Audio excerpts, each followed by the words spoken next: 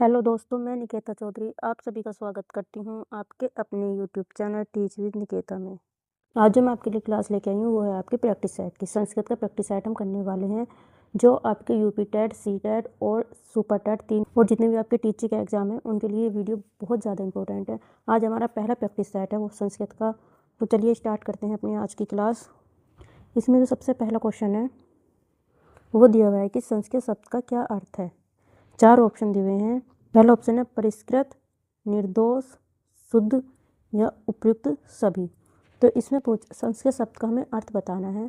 तो संस्कृत शब्द का जो अर्थ होता है वो होता है परिष्कृत, निर्दोष, निर्मल,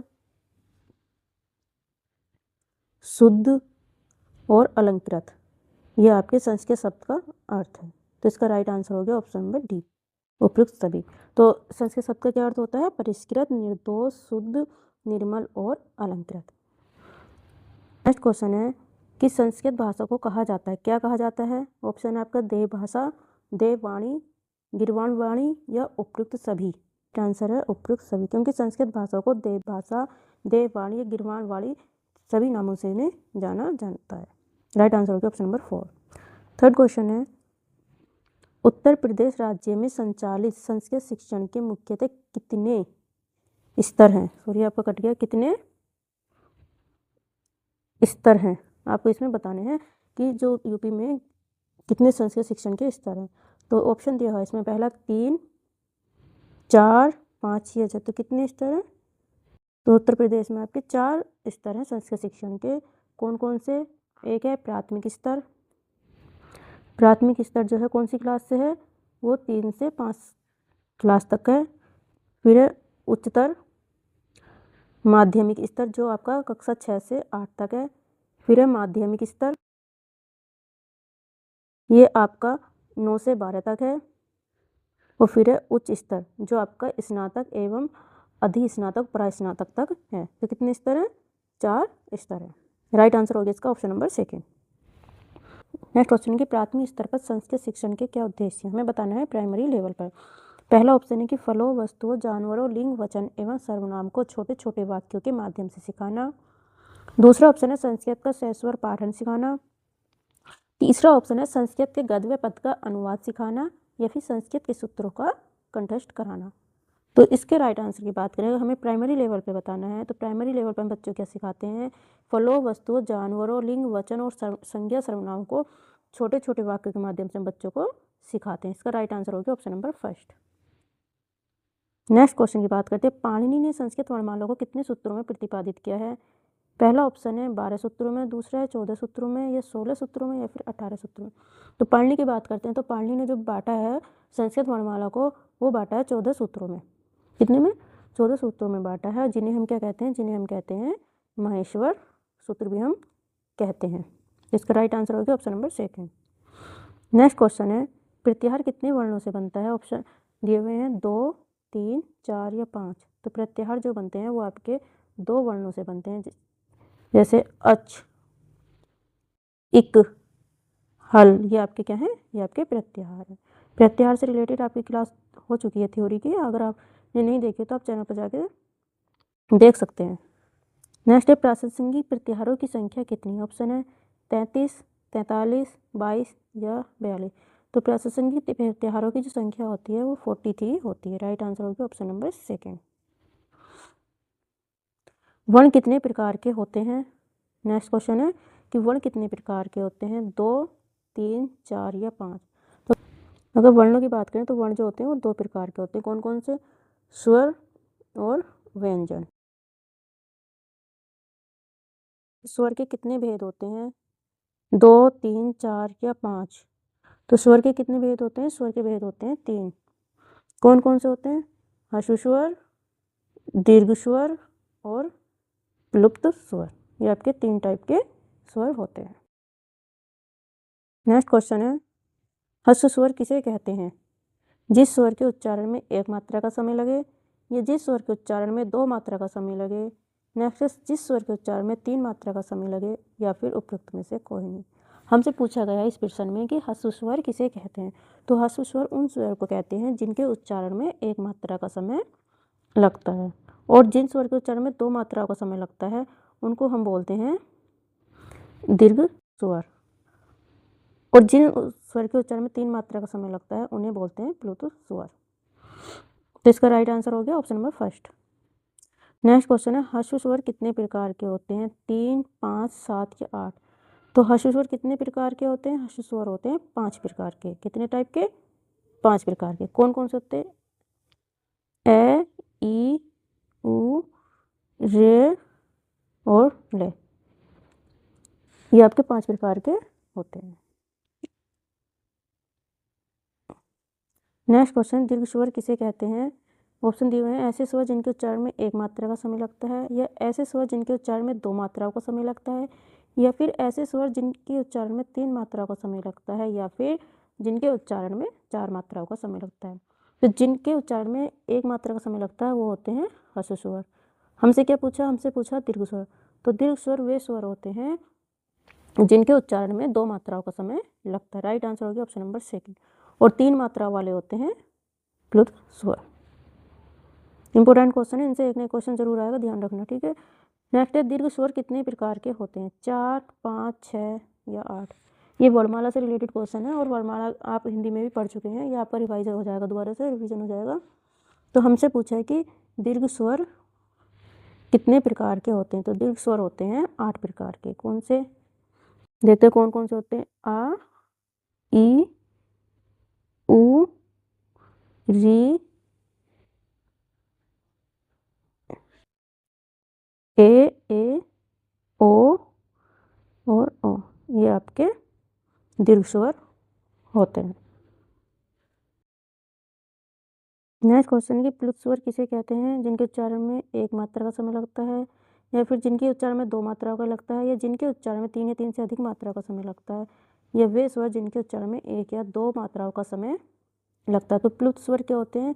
प्लुत स्वर वे होते हैं जिनके उच्चारण में 3 या उससे अधिक मात्राओं का समय लगता है। राइट आंसर हो गया option number third. Next question है, ऐसे स्वर जिनके उच्चारण में नासिका की सहायता ली जाती है उन्हें क्या कहते हैं? अनुनासिक, अनुनासिक या निरुनासिक या अनुदात? तो जिनके उच्चारण में नासिका की सहायता ली जाती है उन्हें हम बोलते हैं अनुनासिक स्वर, जैसे अंग और एंग, जिन पर चंद्र बिंदु होता है, ठीक है।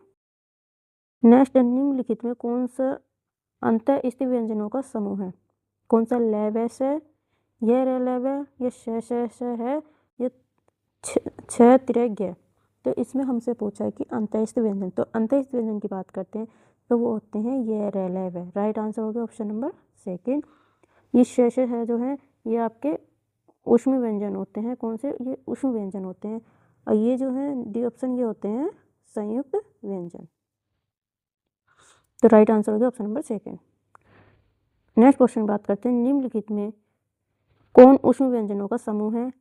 पै, फै, भै, बै, मै, ये रलैव है, ये श है, ये ए, ई, उ, रे।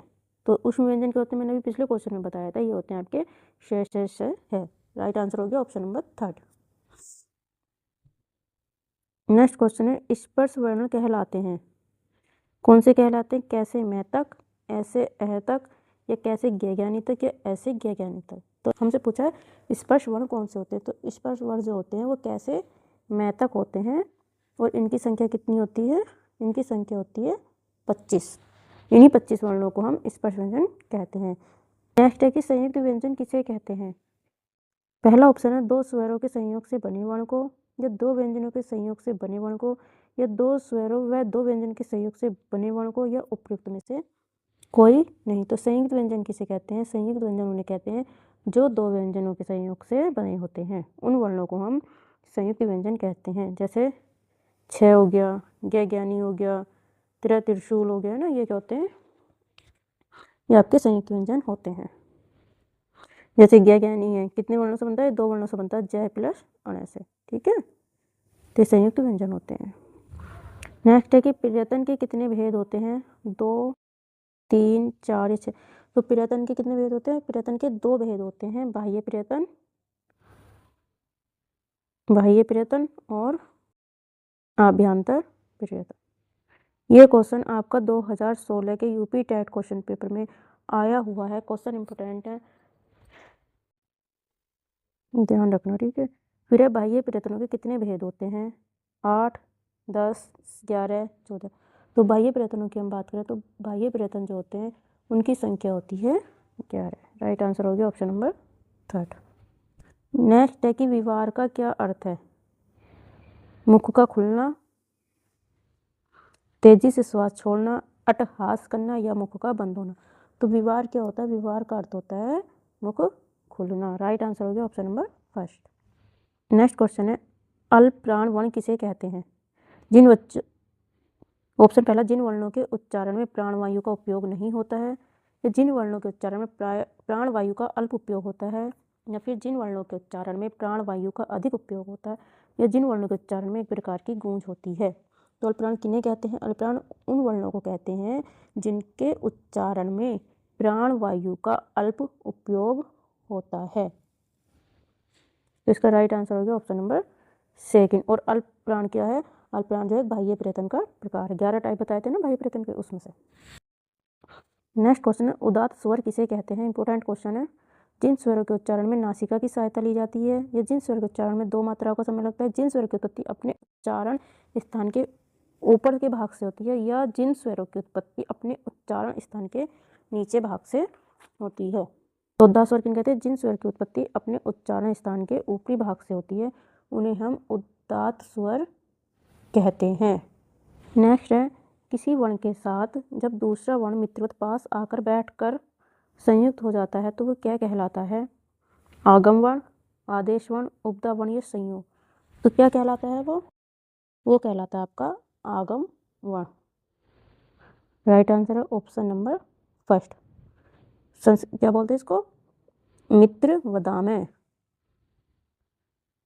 राइट आंसर हो गया ऑप्शन नंबर 1। नेक्स्ट क्वेश्चन है किसी वर्ण को हटाकर जब कोई दूसरा वर्ण उसके स्थान पर शत्रु की भांति आ बैठता है तो उन्हें क्या कहलाते हैं? आदेश वर्ण, आगम वर्ण, उपधा वर्ण या उपचार वर्ण। तो आगम वर्ण क्या थे? जो मित्रवत आकर बैठते हैं।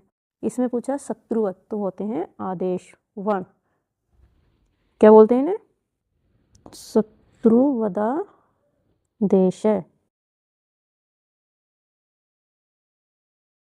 तो राइट आंसर हो गया इसका ऑप्शन नंबर 1। नेक्स्ट क्वेश्चन है किसी शब्द के अंतिम वर्ण से पहले के वर्ण को क्या कहते हैं? संप्रसारण, संहिता, उपधा वर्ण या आगम वर्ण। तो क्या कहते हैं? उसे कहते हैं उपधा वर्ण। नेक्स्ट क्वेश्चन विसर्ग के स्थान पर श का प्रयोग क्या कहलाता है? प्रातिपदिक, उपचार, संयोग या आदेश। तो क्या कहलाता है? वो कहलाता है उपचार। राइट आंसर हो गया ऑप्शन नंबर 2।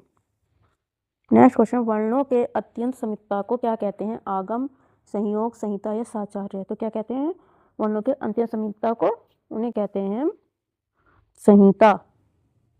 और जो वर्णों की संहिता की स्थिति में ही संधि कार्य होते हैं, जैसे वाक प्लस ईश क्या होता है? वाक प्लस ईशा होता है। तो इसमें क्या होता है? कै और ई बहुत पास में होते हैं। अंत्य समीपता के कारण ही ये संधि का कार्य करने से क्या बना देते हैं? वागीशय। क्या बन जाता है? वागीशय पद बनता है। तो वर्णों के अंतिम समीपता को कहते हैं संहिता। चलते अपने नेक्स्ट क्वेश्चन, लास्ट क्वेश्चन देखते हैं क्या है। लास्ट क्वेश्चन कहता है किसी भी शब्द के अंतिम स्वर और उसके बाद यदि कोई व्यंजन हो तो उसे क्या कहा जाता है? घ, टी, निष्ठा या संप्रसारण। तो उसको कहा जाता है टी। टी कहा जाता है। इसे क्या बोलते हैं? इसे बोलते हैं हम अचोन्यत्यादि टी कहा जाता है। तो फ्रेंड्स ये आपके संस्कृत का पहला प्रैक्टिस है तो और उसमें 30 क्वेश्चन थे। आपका कितना स्कोर हुआ मुझे कमेंट बॉक्स में कमेंट करके जरूर बताना। अगर वीडियो पसंद आई तो प्लीज़ लाइक और शेयर जरूर करना और चैनल को सब्सक्राइब जरूर करना friends. Thank you so much. Bye bye.